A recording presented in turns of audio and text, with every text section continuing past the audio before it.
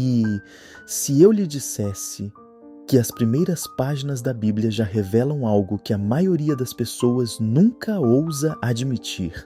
Não é a imagem de um pai amoroso, não é a imagem de misericórdia ou bondade, mas de um Deus que ordena derramamento de sangue com suas próprias palavras.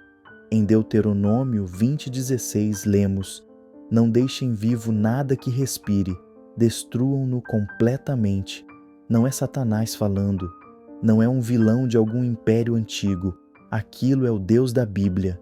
Agora deixe-me perguntar: se qualquer outra figura na história desse esse comando, você a chamaria de boa? Você se ajoelharia diante deles em adoração? Ou você os chamaria pelo que eles são, um tirano? É aqui que começa a contradição. Porque na igreja, nos dizem que Deus é a própria definição da bondade.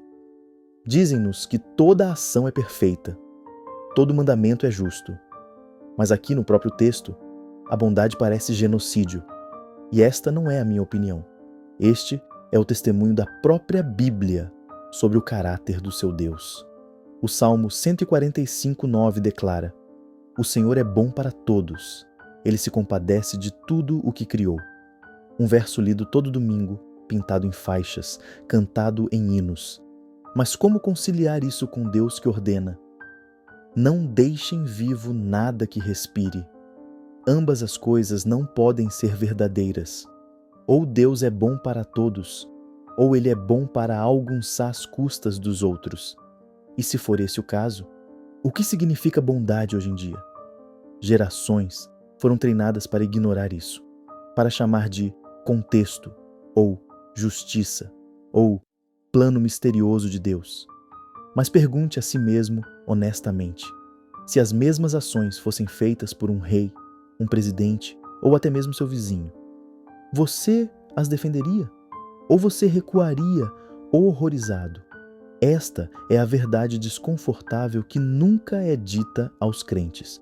A própria Bíblia fornece evidências contra a afirmação que ela tenta fazer. Não requer críticos externos, não requer filósofos ateus. A Bíblia é sua própria contradição. E uma vez que você vê, você não pode deixar de ver. Em Êxodo 34:6, Deus se apresenta como compassivo e gracioso, lento para a ira, abundante em amor. Mas apenas 2 capítulos antes, esse mesmo Deus ameaça exterminar toda a nação de Israel por desobediência. Compassivo e gracioso, ou genocida e vingativo? Qual é? Ambas as coisas não podem ser verdadeiras. E é aqui que a base começa a rachar. Porque se o Deus da Bíblia é realmente bom, por que ele precisa de desculpas constantes? Porque os pregadores precisam nos dizer: isso é só o Antigo Testamento, ou aquela era uma época diferente, ou você não pode julgar Deus pelos padrões humanos. Pense nisso. Se a bondade não pode ser reconhecida como boa por si só, se ela sempre precisa de um apologista para defendê-la, ela já foi bondade? Aqui está a verdade. Os cristãos não querem admitir, mas a própria Bíblia diz isso claramente. O Deus que ele descreve não é consistentemente bom. Ele não é consistentemente misericordioso. Ele não é consistentemente amoroso, e é exatamente isso que encontramos nos capítulos iniciais, porque quanto mais fundo você olha, as contradições não desaparecem, eles se multiplicam, e a seguir veremos o quão devastador esse padrão se torna. Esta nunca foi a história de um Deus bom, e nós apenas começamos. Já vimos as rachaduras na imagem de um Deus bom, mas agora é hora de colocar essa afirmação à prova. O Antigo Testamento não contém apenas um mandamento preocupante, está cheio deles, não aleatório, não acidental, mas um padrão consistente de fracasso moral. Vamos começar com o mais óbvio: genocídio. Em 1 Samuel 15:3, Deus ordena a Saul: agora vá e ataque Amaleque e destrua tudo o que eles têm. Não os poupe, mas mate homens e mulheres, crianças e bebês, bois e ovelhas, camelos e jumentos. Pare por um momento. Esse é o Deus que as pessoas chamam de bom. Imagine qualquer outra pessoa dando essa ordem hoje. Um general, um ditador, um líder político. Não hesitaríamos em chamar isso de crime de guerra. Exigiríamos justiça em um tribunal internacional. Então, por que é diferente quando é Deus? Se a moralidade varia dependendo de quem comete o ato, isso já foi moralidade? Mas o genocídio é apenas o começo, porque o mesmo Deus que supostamente criou cada ser humano à sua imagem, também sancionou abertamente a escravidão. Em Levítico 25:44, o comando é claro: quanto aos escravos e escravas que vocês tiverem, vocês poderão comprar escravos e escravas dentre as nações que estão ao redor de vocês. Não apenas permitido, não apenas tolerado, mas ordenou. E isso não foi temporário. O versículo 46 vai além. Você poderá legá-los a seus filhos depois de você, para que herdem como possessão para sempre. Para sempre. Pense nisso. Gerações de pessoas reduzidas à propriedade, porque o chamado Deus da bondade declarou isso aceitável. Agora, sejamos honestos. Se algum líder moderno transformasse essas palavras em lei hoje, você o defenderia? Você os chamaria de justos? Ou você os veria como eles são, uma falha moral da mais alta ordem, mas não para no genocídio e na escravidão? Porque o Deus do Antigo Testamento também constrói todo um sistema baseado na misoginia. Em Deuteronômio 22, 28, 29 está escrito: se um homem encontrar uma virgem que não esteja prometida em casamento e a tomar e se deitar com ela, então o homem dará ao pai 50 siclos de prata e ela será sua esposa. Pare, pense. Uma mulher é agredida e a punição é forçá-la a se casar com seu agressor. Alguém em sã consciência pode chamar isso de justiça? É este o fundamento da bondade? Ou é a institucionalização da crueldade sob o nome de Deus? E como se isso não bastasse, esse mesmo Deus exige repetidamente a morte de crianças. Em Êxodo 12, 29, lemos: à meia-noite, o Senhor feriu todos os primogênitos no Egito, desde o primogênito do faraó, que estava sentado em seu trono, até o primogênito do cativo que estava no calabouço, e todos os primogênitos do gado. Não apenas governantes, não apenas soldados, mas crianças, bebês, famílias que não tinham participação nas decisões do faraó. E lembre-se, essas são as mesmas escrituras que declaram: Deus é amor. Então vamos fazer a pergunta óbvia. Um ser que ordena genocídio, sanciona escravidão, impõe misoginia e mata crianças, pode realmente ser chamado de bom? Porque se essas mesmas ações fossem feitas por qualquer ser humano, a história não hesitaria em julgá-lo como um monstro. E ainda assim, semana após semana, os crentes leem essas mesmas passagens e chamam o personagem por trás delas de santo. Por quê? Porque gerações foram ensinadas a desculpar o que nunca aceitariam de ninguém. Chamar a crueldade de justiça, chamar o horror de mistério, chamar o mal de bem. Mas aqui está o ponto crítico. Esses não são versos isolados, não são manchas aleatórias em um registro impecável. Eles fazem parte de um padrão perturbador que permeia todo o Antigo Testamento. Um padrão de fracasso moral que nenhuma quantidade de desculpas pode apagar. E se esta é a base, se é aqui que a história de Deus começa, o que isso significa para tudo o que se segue? Porque se o Deus do Antigo Testamento é medido por suas próprias ações, então a conclusão é inevitável. Se ele fizesse essas coisas hoje, não seria elogiado. Ele seria acusado de crimes de guerra. Mas a verdade chocante é que as contradições não terminam aqui, porque os crentes lhe dirão: isso era o Antigo Testamento. O Novo Testamento muda tudo. Sério mesmo? Ou introduz problemas ainda mais graves do que os que acabamos de ver? É isso que descobriremos a seguir. E quando você vê, as rachaduras se tornam impossíveis de ignorar. Os cristãos costumam dizer: o Antigo Testamento era duro, mas o Novo Testamento mudou tudo. Eles lhe dirão que o Deus da ira se tornou o Deus do amor, que Jesus veio para corrigir o que veio antes. Mas aqui está o que eles não querem que você perceba: a violência não desapareceu, foi reinventado, não em guerras temporárias ou punições terrenas, mas em tortura eterna. Em Mateus 25:46, Jesus declara: então eles irão para o castigo eterno, mas os justos para a vida eterna. Castigo eterno, não por assassinato, não por crueldade, mas muitas vezes simplesmente por descrença. Pense nisso. O mesmo Jesus que é chamado de Príncipe da Paz promete tormento eterno para crimes de pensamento. Se a moralidade de Deus era questionável no Antigo Testamento, ela se torna insuportável no Novo, porque pelo menos as punições do Antigo Testamento terminavam em morte. O Novo Testamento ameaça com sofrimento que nunca acaba, e ainda assim, isso é enquadrado como uma atualização. Mas não para por aí. Em Lucas 14:26, Jesus diz: se alguém vem a mim e ama seu pai e sua mãe, sua mulher e seus filhos, seus irmãos e irmãs, e até mesmo sua própria vida mais do que a mim, não pode ser meu discípulo.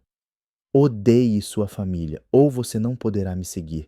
Imagine a reação se qualquer outro líder religioso exigisse esse nível de devoção. Nós chamaríamos isso de comportamento de culto. Nós chamaríamos isso de perigoso. Então, por que de repente se torna sagrado quando Jesus diz isso? Esse é o padrão. O Deus do Antigo Testamento dividiu as nações.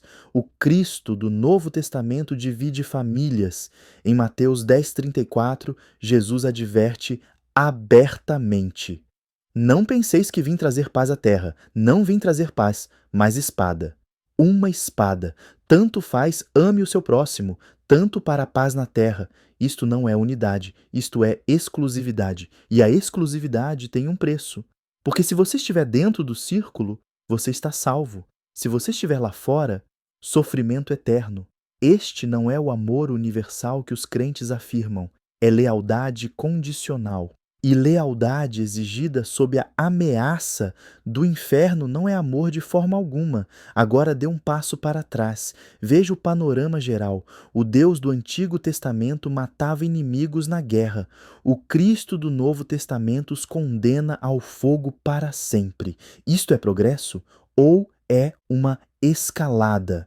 E, no entanto, geração após geração, as pessoas ouvem que Jesus é a solução, que ele representa uma nova moralidade, que os problemas do Antigo Testamento são resolvidos no Novo. Mas quando você olha mais de perto, a história não melhora. Fica mais escuro, porque aqui está a verdade desconfortável.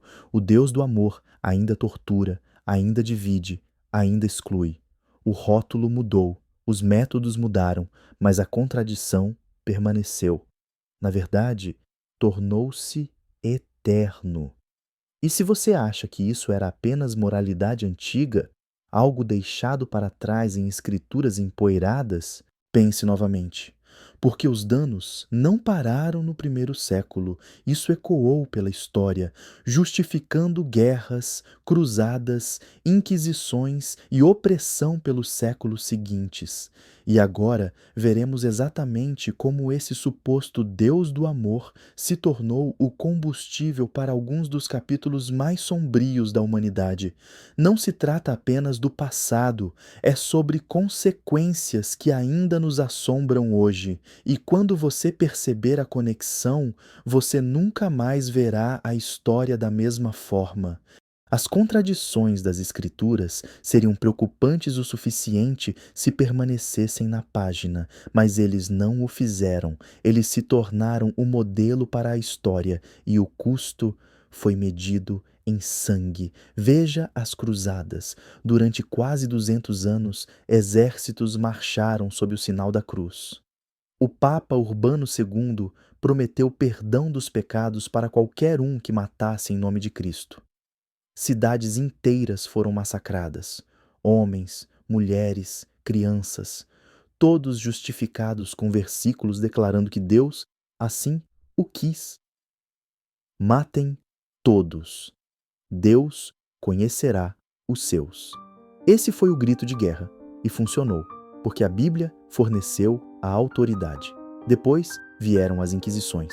Durante séculos, pessoas foram torturadas, queimadas vivas ou presas simplesmente por acreditarem na coisa errada ou por ousarem duvidar. E cada passo foi defendido pelas Escrituras. João 15,6 foi citado infinitamente. Se alguém não permanecer em mim, será lançado fora, como a vara, e secará. E as varas serão recolhidas, lançadas no fogo e queimadas. Esse verso se tornou mais do que uma metáfora. Tornaram-se ordens de execução, mas não parou na questão religião versus religião. A Bíblia também foi usada para defender a escravidão. Os proprietários de escravos americanos citaram Efésios 6:5. Escravos, obedeçam a seus senhores terrenos com temor e tremor. Eles insistiram que a escravidão não era apenas legal, mas bíblica. E quando os abolicionistas protestaram, os defensores tinham uma resposta pronta. Não se pode chamar de mal o que Deus permitiu. Cada atrocidade precisava de um versículo da Bíblia, e a Bíblia sempre nos deu uma. Esta é a verdade desconfortável. O livro que os crentes chamam de o bom livro forneceu a estrutura moral para alguns dos crimes mais obscuros da humanidade: genocídio, escravidão, caça às bruxas, segregação, conquista colonial. Repetidamente o texto não foi apenas citado, mas também transformado em arma. E, no entanto, quando confrontados com essa história, os defensores ainda insistem que o problema não era a Bíblia, foi mau uso humano. Mas pergunte a si mesmo: por que a Bíblia foi tão facilmente mal utilizada? Por que ele forneceu versos prontos para cada campanha de violência, opressão e divisão? Porque isso não é acidental, isso não é coincidência. As contradições e falhas morais que vimos no texto transbordaram diretamente para o mundo real. O que começa como genocídio em Deuteronômio se torna genocídio em Jerusalém. O que começa como ordens de escravidão em Levítico se torna seres humanos comprados e vendidos na América. O que começa como ameaças de fogo em Mateus se torna chamas literais consumindo hereges na Europa. Isto não é história antiga, é um legado. E isso nos obriga a encarar a questão de frente. Se este livro alimentou séculos de violência, se justificou alguns dos capítulos mais sombrios da civilização humana, por que as pessoas ainda o defendem? Por que ainda chamam isso de palavra de um Deus bom? Essa é a próxima questão que temos que enfrentar, porque a história não termina na história. A mesma psicologia que justificou atrocidades naquela época ainda molda a crença hoje. E quando você entende o porquê, o quadro se torna ainda mais perturbador. Você viu os versos, você viu a história. Agora, as contradições deveriam ser óbvias. Então, por que tantas pessoas ainda o defendem? A resposta não é inteligência, não é educação, é psicologia. Desde o momento em que você teve idade suficiente para entender palavras, você aprendeu uma lição simples. Não questione, não duvide, não pense além do roteiro. E esse condicionamento não foi um acidente. Quando as crianças ouvem histórias sobre o dilúvio de Noé, não lhes é dito que foi um genocídio. Disseram-lhes que era a justiça de Deus. Quando leem sobre a escravidão nas Escrituras, lhes é dito que era diferente naquela época. Quando se deparam com a crueldade, lhes é dito: os caminhos de Deus são mais elevados que os nossos. Em outras palavras, eles são treinados para chamar a crueldade de boa. E uma vez que essa estrutura esteja estabelecida, quase tudo pode ser justificado. Mas o reforço não para na infância. O medo desempenha o seu papel. O inferno se torna a gaiola invisível em torno de cada pensamento. No momento em que um crente começa a duvidar, o terror do fogo eterno o traz de volta à obediência. Não é a razão que mantém as pessoas dentro de casa, é medo. E depois há a pressão social. Comunidades, famílias e culturas inteiras são construídas com base nessas crenças. Questioná-los não é apenas questionar Deus, é arriscar rejeição, isolamento ou até mesmo punição das pessoas mais próximas a você. Pense nisso. Se toda a sua identidade, seus laços familiares, seu lugar na sociedade dependem de permanecer em silêncio, quantas pessoas escolherão o desconforto da verdade em vez da segurança do pertencimento? É por isso que as contradições da Bíblia persistem, não porque sejam invisíveis, mas porque gerações foram condicionadas a desviar o olhar, e é aí que a mudança deve acontecer. Não é sua culpa se você desculpou a crueldade em nome de Deus. Não é fraqueza se você já acreditou sem questionar. Você foi ensinado a ver a obediência como virtude. Você foi treinado para ver o silêncio como fé. Mas aqui está a verdade. Fé é apenas obediência disfarçada de virtude. E quando você vê isso claramente, a ilusão começa a se quebrar. Porque a verdadeira virtude não é a obediência cega, é a coragem de questionar, é a honestidade de confrontar verdades desconfortáveis. É a força de se destacar quando todos os outros se curvam. E quando você se permite sair dessa gaiola, algo extraordinário acontece. O medo perde seu poder, os versos perdem o encanto, e o que antes parecia impossível, enxergar claramente, de repente se torna o único caminho a seguir. Mas aqui está a questão. O que acontece quando você finalmente se permite ver claramente? Porque na próxima sessão, essa clareza desmantelará as últimas desculpas às quais as pessoas se apegam. E quando essas desculpas acabarem, a imagem do Deus da Bíblia entrará em colapso completamente. Nós traçamos os versos, nós vimos a história, nós quebramos a psicologia. Agora é hora de confrontar a última linha de defesa, as desculpas, porque sempre que essas contradições são levantadas, os apologistas se precipitam com as mesmas respostas. A justiça de Deus é maior que a nossa. O contexto explica tudo. Sem Deus não há moralidade. Mas aqui está o problema. Se você precisa de desculpas infinitas para defender a bondade, então ela nunca foi bondade. Vamos testar.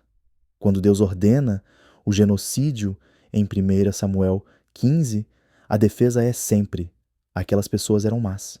Mas crianças, bebês, gado, ou a justiça de Deus inclui massacrar os inocentes, ou ele não é bom. Ambas as coisas não podem ser verdadeiras. Quando Deus ordena a escravidão em Levítico 25, a desculpa era cultural, era uma época diferente. Mas se a moralidade muda com a cultura, então ela não é divina, é humano.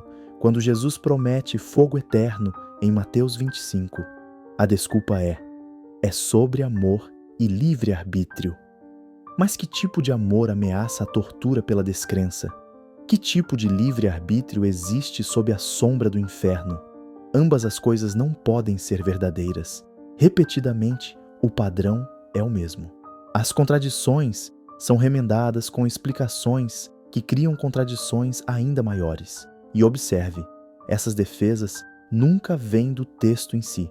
Elas vêm do leitor, de pessoas tentando consertar um livro que se recusa a consertar a si mesmo.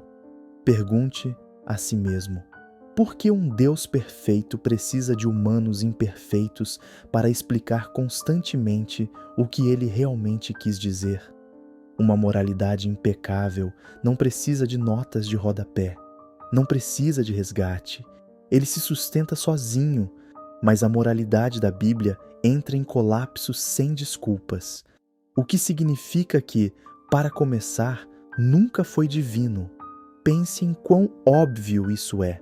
Se você abrisse qualquer outro texto antigo que exigisse escravidão, genocídio ou fogo eterno, você o chamaria de bárbaro. Você diria que isso é produto de mentes humanas medrosas e violentas. Mas quando essas mesmas palavras aparecem na Bíblia, de repente elas se tornam intocáveis. Isso não é moralidade, isso é condicionamento. E aqui está a revelação, bondade que precisa de desculpas. Nunca foi bondade de fato. Esta é a conclusão inevitável. Ou Deus é bom, ou a Bíblia é verdadeira. Mas ambos não podem ser. E se ambos não podem ser, então cada sermão, cada hino, cada lição da escola dominical foi construída na areia. Gerações desculparam o indesculpável. Eles vestiram a crueldade com a linguagem do amor. Eles chamaram a obediência de virtude. Eles chamaram o medo de fé. Mas quando as desculpas são descartadas, só a realidade permanece. Um Deus que nunca foi bom.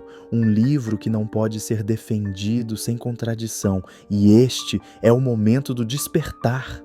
Porque quando a última defesa desmorona, a ilusão também desmorona. Mas aqui está a questão que você deve enfrentar. Se o Deus da Bíblia nunca foi bom, o que fazer agora? Porque a contradição final não é sobre versos ou história, é sobre o que acontece quando você vai além deles. E esta última revelação mudará para sempre a maneira como você vê a Bíblia. Você viu os versos. Você viu a história, você viu a psicologia e você viu as desculpas ruírem sob seu próprio peso. Então agora vem o passo final, o despertar. Por muito tempo, as pessoas ouviram que rejeitar esse Deus é rebelião, essa dúvida é fraqueza, esse questionamento é pecado, mas a verdade é o oposto. Rejeitar a crueldade não é rebelião, é honestidade. Recusar-se a desculpar contradições não é fraqueza, é força. E ousar questionar o Deus da Bíblia não é pecado, é integridade. Veja o que você acabou de fazer. Você traçou o padrão que a maioria dos crentes nunca ousa seguir. Você viu a Bíblia com olhos mais claros do que a maioria dos pastores jamais permitiria. Você reconheceu que o Deus que ele descreve nunca foi bom. E essa percepção não é o fim, é o começo. Porque quando a ilusão desaparece, você está livre. Livre para definir moralidade sem medo do inferno, livre para valorizar a justiça sem desculpas, livre para ver a compaixão como ela realmente é, gentileza dada sem condições. E aqui está a parte mais importante. Você não está sozinho. Milhões de pessoas ao redor do mundo estão acordando para a mesma percepção. Eles estão fazendo as mesmas perguntas, eles estão quebrando as mesmas correntes. O que você sente agora, a mistura de clareza, alívio e talvez até medo, outros também sentiram. E eles descobriram algo poderoso do outro lado: comunidade, pertencimento, um movimento de clareza e coragem. É disso que se trata este espaço. É por isso que estamos aqui. Não apenas para destruir ilusões, mas para construir algo melhor juntos. Então, se você sentiu essa centelha esta noite, se você viu as rachaduras e encontrou coragem para enfrentá-las, junte-se a nós, inscreva-se, participe da conversa, porque quanto mais vozes temos, mais difícil fica silenciar a verdade. E lembre-se disso, o Deus da Bíblia nunca foi bom, mas agora você pode ser livre para ser, livre para pensar, livre para questionar, livre para viver sem medo. E esse é o começo de algo maior do que qualquer versículo, qualquer credo ou qualquer livro antigo poderia oferecer.